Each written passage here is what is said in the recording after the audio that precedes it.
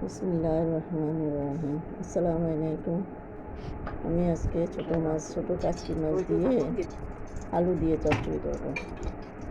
তো শুরুতে তেল দিলাম, একটু পাঁচফোড়ন দিলে একটু ভালো লাগে।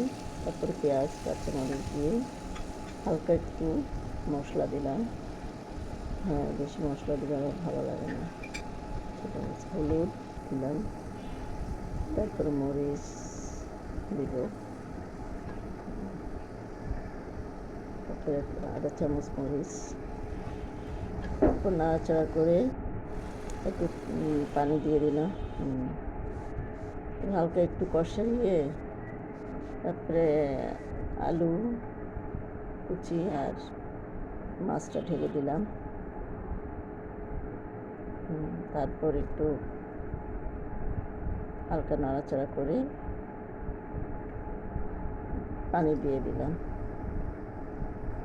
বেশি নাড়াচাড়া করলে আবার ভেঙে যাবে, তাই একটু দিয়ে দিলাম। তারপরে একটু নাড়াচাড়া করে হয়ে আসছে।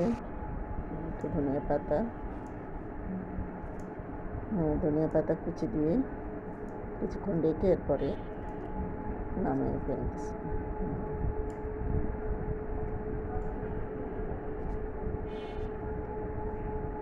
তারপর পরে নামিয়ে ফেলবো। এই তো হয়ে গেল।